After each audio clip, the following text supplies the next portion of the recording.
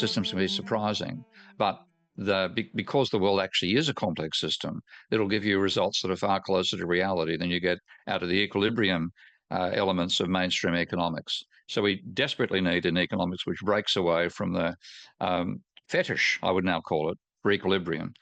The P&G senior managers from America walked away thinking, what on earth is happening in China?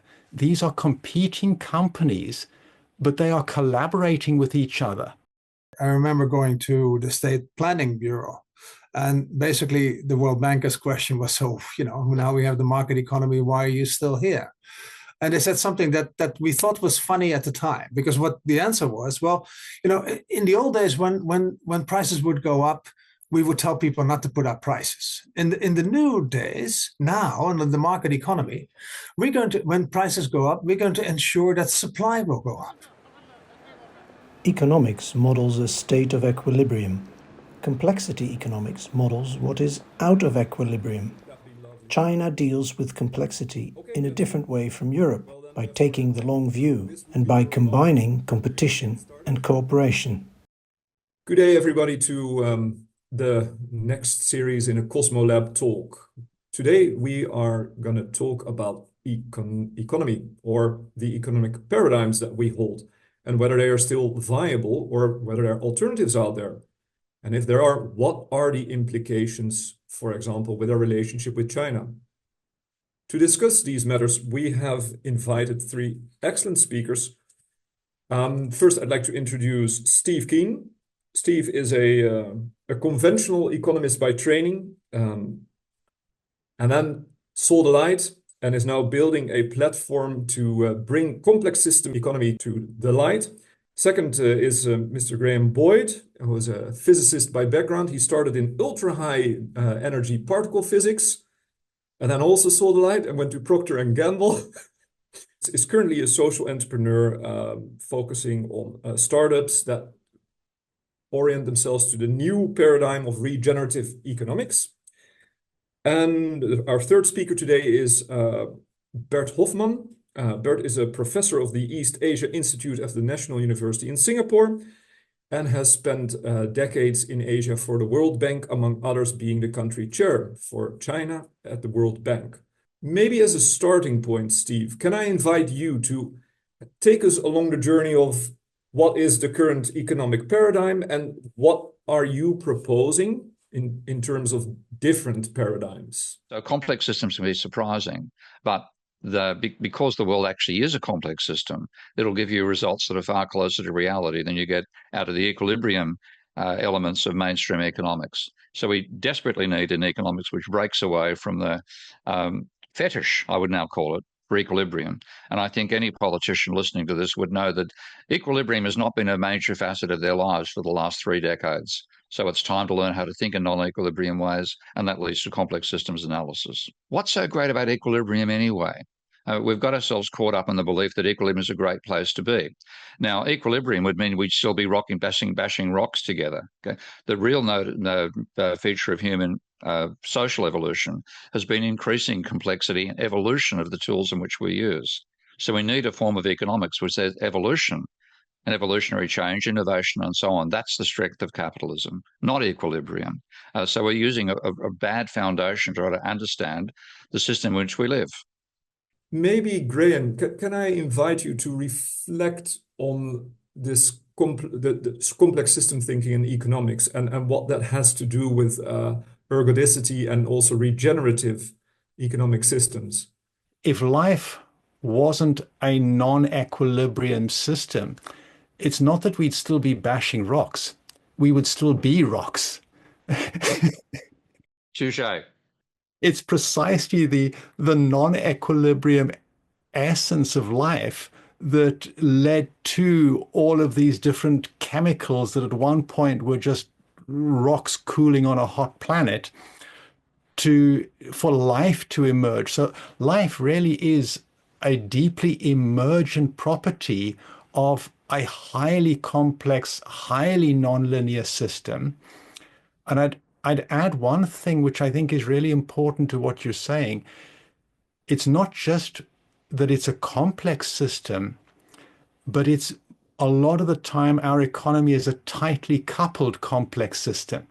If it was very weakly coupled, the complexity wouldn't be so important.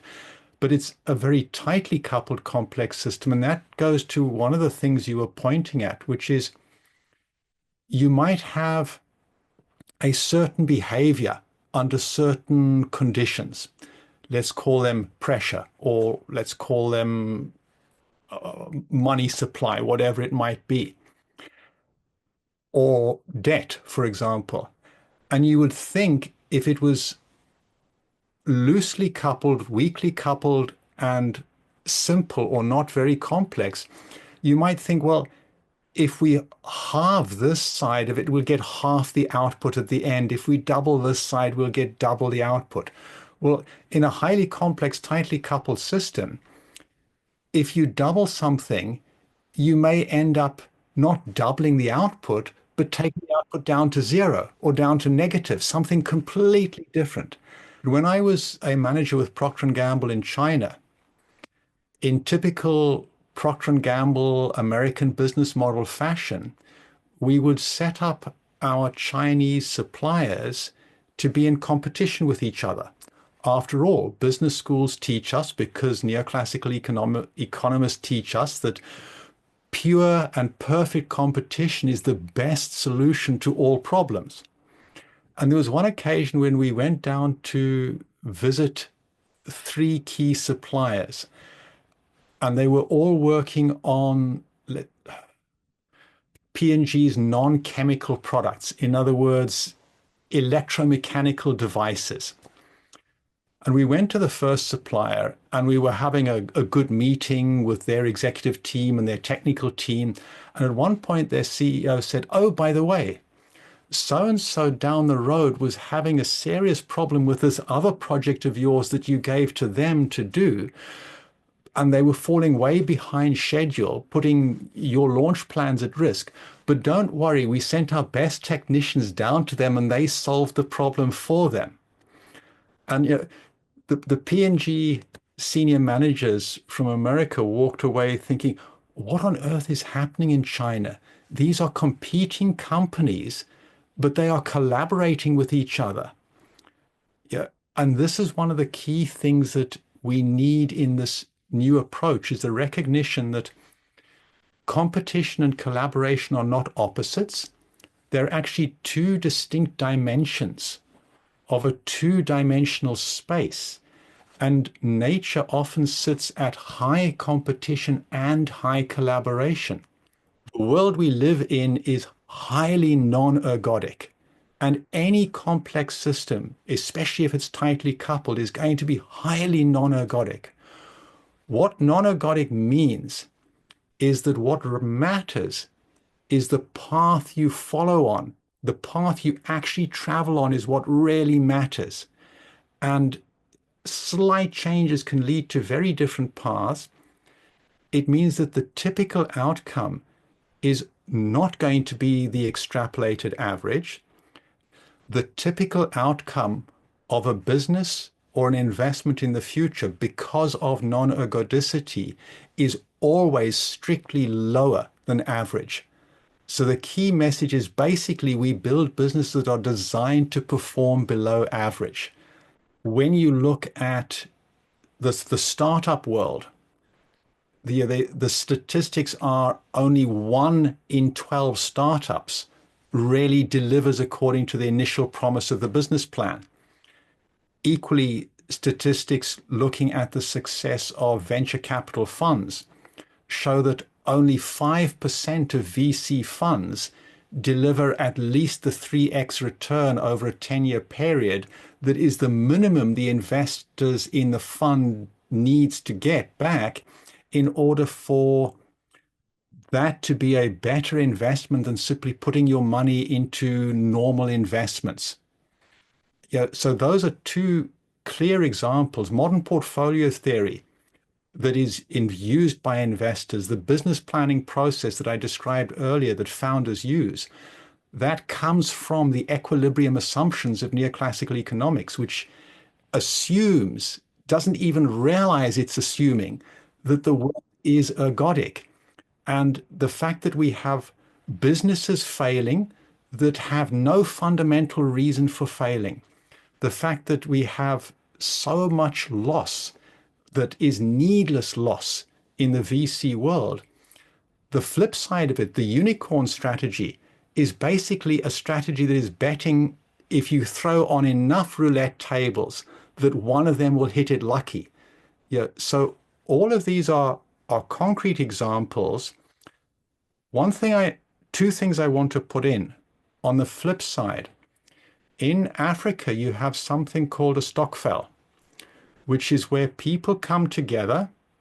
It's a little bit like a mutual society of old, and you find these examples all over the world.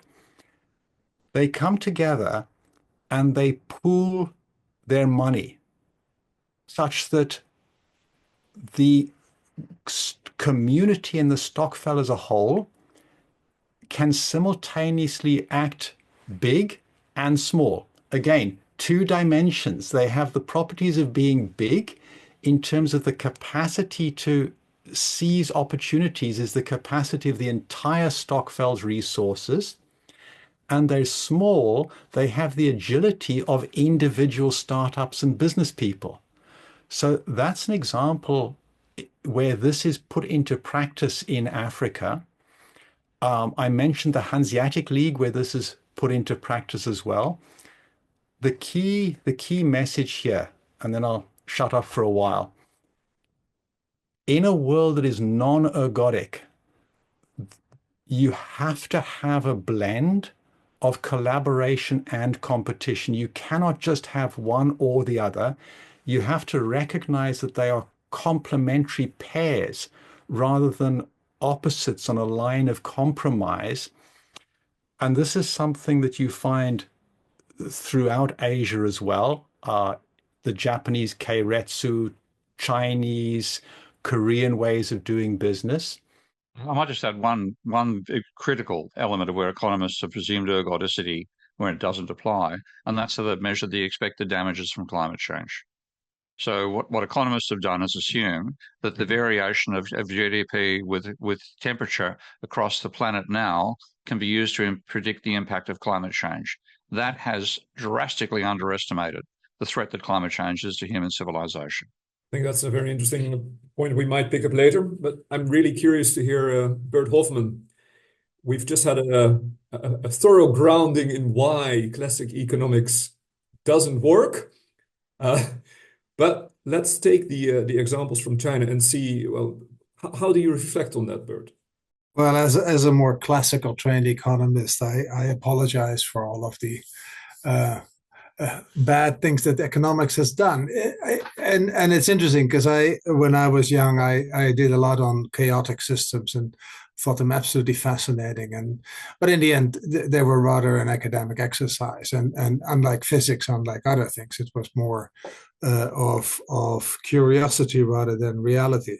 I think reality is the good thing is that economists don't run the world. And if you think about policies and systems, it is really that the academic economics, of course, informs that debate, but it's not the debate. And I think that's where China is really interesting, because they quite often take a very different take on how to look at the different strands of economics, because I would call it different strands of economics rather than saying this is orthodox economics and this is new economics. First of all, I mean, China's seen as a great development success and great rapid growth since 1978. But the first question you should really ask is, well, why was China so poor in 1978? That's a huge question. During the Song Dynasty, they were on the top of their game. They had the best technology. They had the best commerce. They had the best agriculture in the world. And 3 centuries later, they're basically no longer existent. They've been overtaken by the West that has industrialized and gets the Industrial Revolution. But it's the Needham question. Why did China miss it, the Industrial Revolution? And it is, if you want, very profoundly has to do with many things, but among others with ways of thinking. And ways of thinking where China, for better or for worse, from its governance structure, valued much more the stability aspects rather than the revolutionary aspects, the tradition rather than the what if thinking that the if you want the Enlightenment brought to the West, and no matter how imperfect that was in the end, but it's this thinking in the abstract, deriving from abstract theory, then testing your theories, and then finding something that in the end is useful. That was not a tradition in China. As a fact, in China, it was about stability, it was about cycles, it was about perfecting the practice. And Justin Lin, one of my former bosses in the World Bank, but one of the great economists of China at the moment, he basically argues that look, China, in part because it's so big, it's always been big in history, actually specializing in the practice of doing things and perfecting the practice, that is a comparative advantage of a large country. And there's something to be said for that. And second, this stability, instability, and I thought at some point Steve was going to give the synopsis of the three-body problem. It's a great science fiction novel by Liu Cixin, which is about a planet, a faraway planet that has three suns and therefore is by definition unstable, even though there could be long phases of stability, but there would also be instability. And they're actually looking at Earth as a place to settle, but they're afraid that Earth would catch up in science by the time they would arrive on Earth. So they're trying to disrupt the science on Earth. It's a fantastic novel. It's an okay series on Netflix, but actually Wei Xing has also financed a Chinese version. I like that, if you are interested. But the stability, also the stability of the governance of the dynasties was very, very important. Quite different. Stability doesn't really occur in economic analysis in the West, as Steve Keen said. Basically, we don't realize we're out of equilibrium until we have a crash, until we have a crisis, until China, the way I experience it, is keenly nervous about that. And I think it's in part for governance reasons, and they want to stay in charge, and it's part of the performance politics, but it is also caring about people and knowing that huge volatilities actually hurts people, especially poor people who might fall below the poverty line and might experience real hunger. So this notion that actually the state should also be there to provide stability is an important part.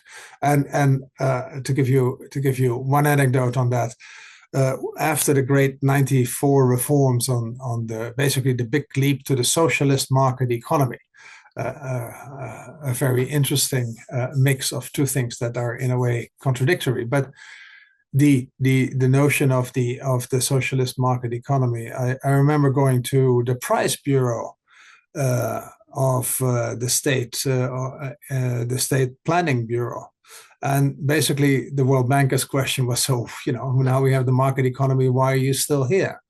And they said something that we thought was funny at the time, because what the answer was, well, in the old days when prices would go up, we would tell people not to put up prices. In the new days, now in the market economy, when prices go up, we're going to ensure that supply will go up. And so we thought that was funny.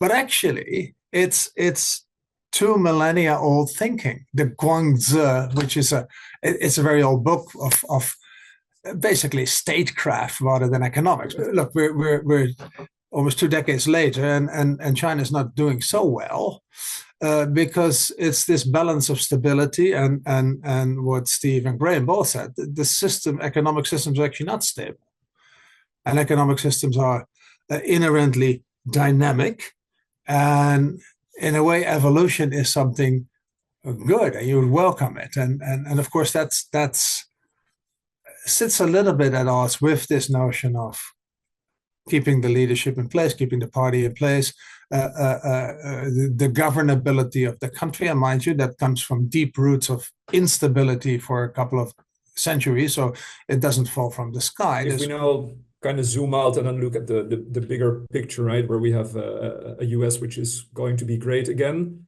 and seems to be very protective of its own market. and Europe, which is going to be open and strategic and autonomous, and also focusing very much on its own market, and China with its idea of self-reliance, which is also very much focusing on stability of the internal market. How can we link that with the idea of collaboration and competition? It's an uncomfortable position for Europe to be in. That's the first thing. Second, I believe that there is a natural cooperation possible between Europe and China, but it takes two to tango. There have been real issues in market access in the past. Second, the notion, and I can understand the notion, but it's not necessarily a productive notion, that China feels threatened and confined and ganged up by the US and its allies, and that has brought about a certain policies and politics inside China that has re-emphasized, because it existed before, but has re-emphasized this independence and self-sufficiency. So the odds on that cooperation are actually diminishing, and I see that some companies, interesting enough, now need China. Some companies, they especially the car companies, of course, I mean, they make agreements with Chinese car companies and force technology transfer on the Chinese companies towards the Western company, which has always been the complaint the other way around. But it's actually, one can be cynical about it, but it's actually a way to deal with quite a new, radically different situation compared to even 10 years ago. But it's going to be hard going, because of course Europe still has strong ties with the US, commercially, economically, militarily, and of course also in terms of heritage and shared history. So I don't think that in the end even a Trump administration, a Trump 2, can destroy that, in my view. So it's hard to see where this will end up. It can go either way. Steve, what would you recommend? What could you suggest based on the work you've done? What you find is that China's actually encouraged a range of competition and collaboration as well, as Graham was saying. And the idea is to develop the overall industry sector and with a nationalistic flavour to it. So they wanted Chinese companies to dominate. They didn't really care which one did, but they made, set up the circumstances where collaboration, like the example Graham gave of, an engineer from one company going to another company to solve its problem. That sort of sense of a national objective combined with individual competition has meant they've developed far faster. The technological rate of change is far faster in China than it's been in America, and far faster again than in Europe. So it comes back to having an evolutionary vision of what you want to achieve in trade and what you want to achieve in industrial policy. And industrial policy matters. Bert was talking about stability. A large part of that stability is to say we want to ensure that vital industry sectors actually exist. Whereas if you have the competitive argument, a large part of that basically says leave it up to the market, let the market provide. And there will be numerous circumstances where the market fails instead to generate that outcome, the 11 out of 12 failures Graham was talking about. So China's got more of a holistic view on that front, and I think that's what Europe needs to adopt. So you raise your hand, I think? What you just mentioned, Steve, is maybe the crux and the difficulty of how to deal with the current situation, is that, call it stability, call it national security, call it something non-economic, is now playing a much rising role in all of this calculation. And it's very different. I mean, if Russia wouldn't have invaded Ukraine, just to put it clearly, maybe it wouldn't have mattered that much if you were to have a much more downsized car industry. Unfortunately, it did, and now you need tanks, and you need armed personnel carriers, and you need guns, and you need a steel industry, and all of that to provide that national security. A very different kind of calculation. So you can define what is sort of your national core interest, and then take it from there. But it has fundamentally changed. A second remark on that, and that is on subsidies. And I always argue that, look, China has a comparative advantage in providing industrial subsidies, and they do a lot more. but also because they don't care that much about the waste, and in a way they're the venture capitalists. The Chinese government works as a venture capitalist, and they understand that not all of that money will be well spent. As a matter of fact, only 1 in 5 will come, or 1 in 10 will come to fruition. Well, go in front of a parliament and tell parliament, well, I've just wasted 5 billion out of the $6 billion pot. But you know, that 1 billion is going to be really successful. You would be out of a job as a democratic politician in the West. So it's a real difficult proposition for European countries to actually majorly step up on that industrial policy, simply because of the political dynamics. So one of the questions we need to explore is, if we're seeking stability, what are we pointing at with that word stability? Some people will think of stability to mean that it's static, that we stay at exactly the same place, we never deviate from that, and if we do get pushed a little bit to one way, then we snap back very quickly to that stable point. That's very different to, for example, the stability that a tightrope walker is seeking when they walk across a tightrope across a canyon. If we start to look at stability not as something that is static, but rather that there is something that keeps going, that continues to flourish, regardless what shock comes our way, regardless of how big the shock is, that then leads us to look at the question of competition and cooperation in the same way that nature looks at it, as something that is a blend of the two. And where I'm going with that is, pragmatically, practically, it means we need to do things that are quite different to the current, let's say, American business model, neoclassical economics scripture, which is we actually need to have much deeper reserves so that when a shock comes our way, it doesn't necessarily kill us off immediately. We need to recognize that there are, in an ecosystem, there's a hierarchy of scales in the ecosystem. What works for a competition, collaboration, balance at one scale doesn't work at another scale.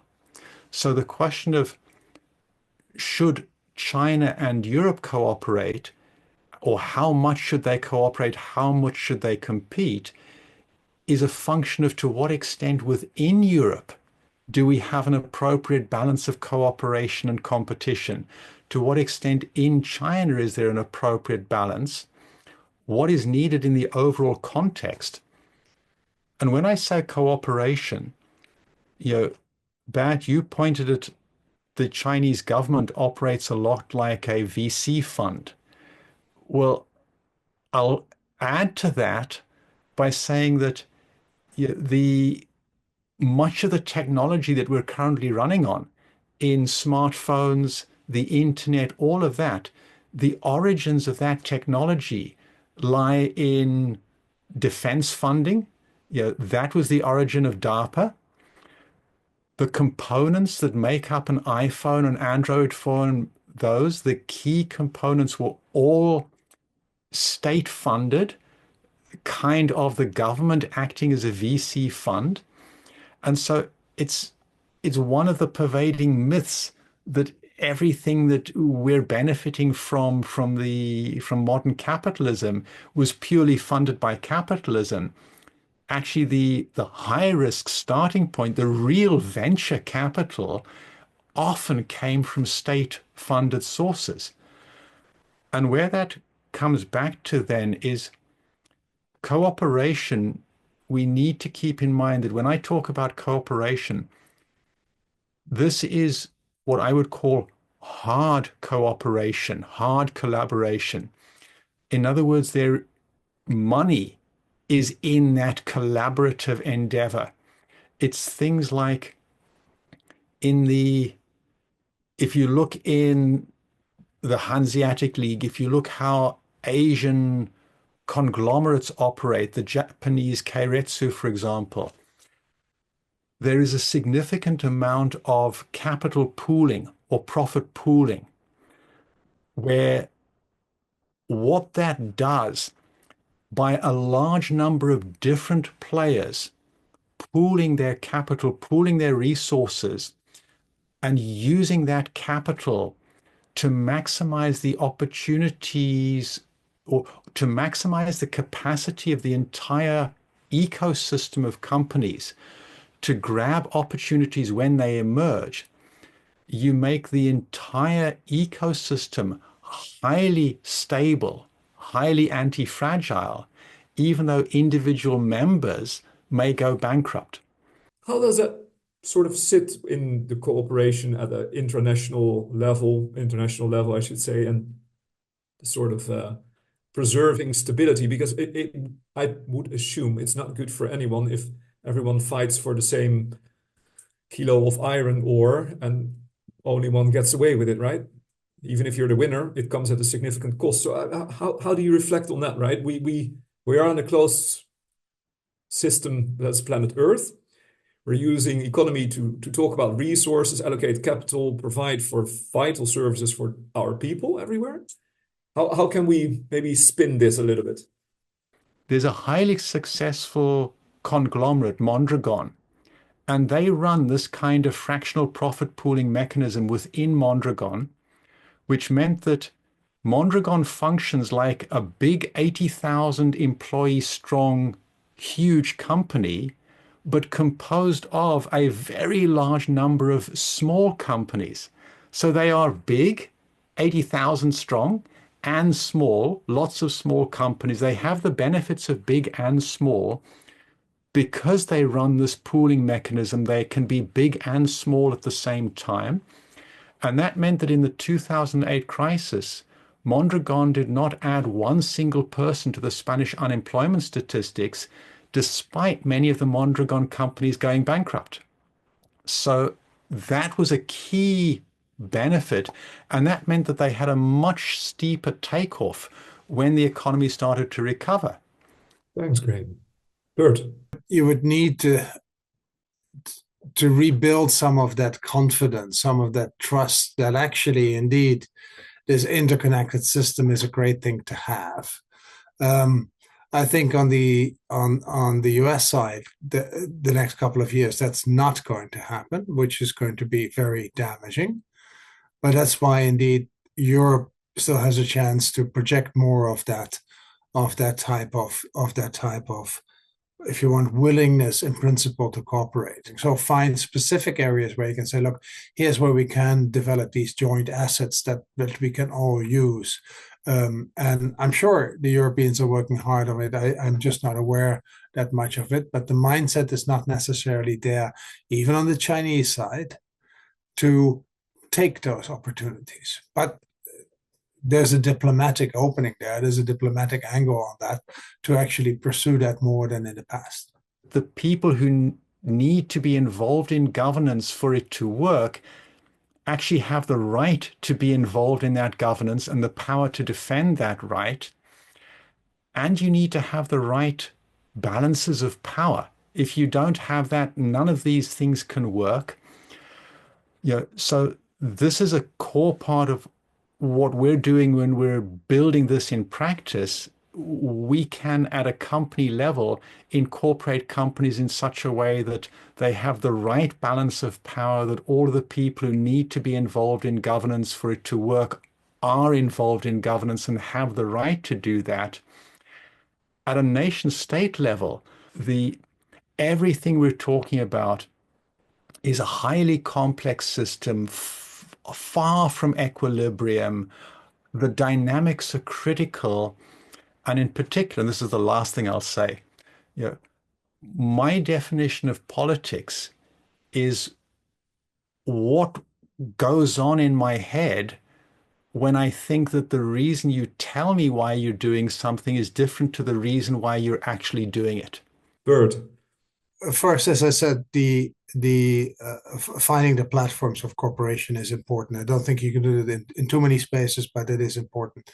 Second, I do think that we need to recognize that the West simply has different comparative advantage than China in size, in governance, and other things, and that the West shouldn't lose the sight of their comparative advantage. They won't beat China on industrial policy. They won't.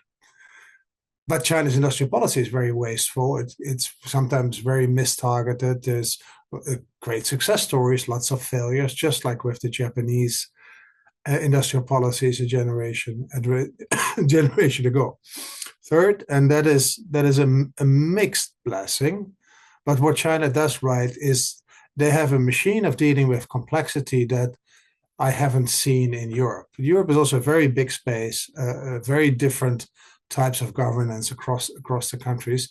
China, if they don't know, they leave it to the provinces or they leave it to the cities and say, you go and find a solution for this. That doesn't seem to happen in Europe, where it is much more an intergovernmental or a European Commission-based type of finding the solution, the technocratic solution, which may in the end be the right one. I have no dispute there. I can't judge. But it's a very different way of approaching problems than a decentralized solution, where basically you empower actors in the different parts of the of the system to find the solutions that might work for the nation as a whole. So I find it a really interesting aspect of China's development. It's less emphasized now, but it's not gone. I'd like to thank you, Bert Hofman, and you, Graham Boyd, and of course by absence, Steve Keen as well. I hope he's well on his way to catch his plane. Have a nice day. Thanks, Simon.